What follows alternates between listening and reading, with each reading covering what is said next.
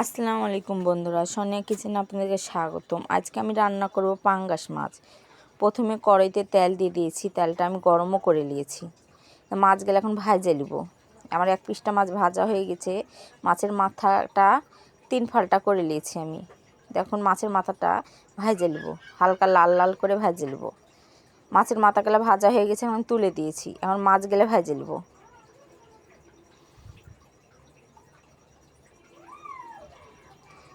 আর মাছগুলোও ভাজা হয়ে যাচ্ছে।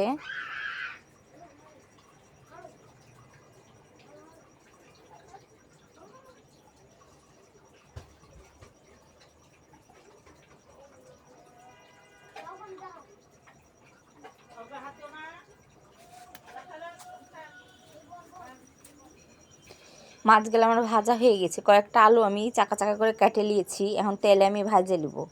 এদিকে আমার মাছগুলো ভাজা হয়ে গেছে, মাছগুলো ভাজা তুলে নিয়েছি। দেখে আমি আলুগুলো হালকা হালকা করে ভাজে নিয়েছি, আলুগুলো তুলে নেব। ওই আলু ভাজার তেলে এখন পেঁয়াজগুলো ভাজে নেব।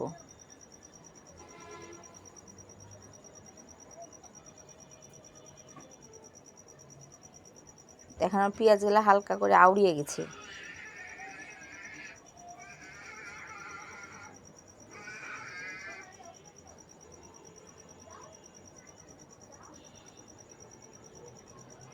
এখন আমি আদা রসুন বাটা দিয়ে দিলাম।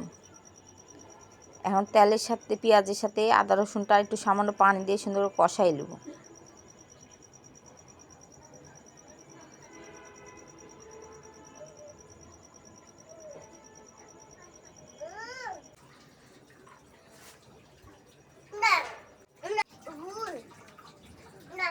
হলুদ দিয়ে দিলাম,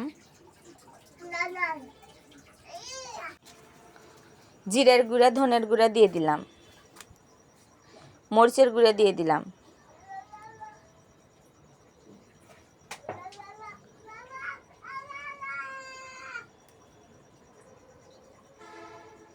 এখন মশলাটা সুন্দর করে কষাই নেব।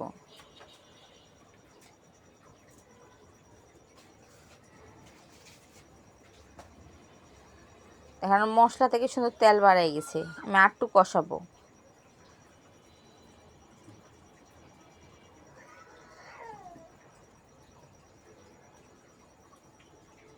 আমার মশলা কষানো হয়ে গেছে, এখন ওর মধ্যে আমি ভাজা মাছ আলুগুলো দিয়ে দিব।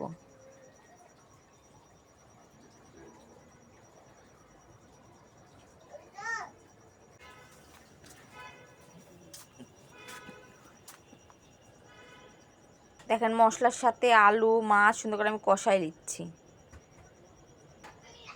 সামান্য পানি দিয়ে দিলাম।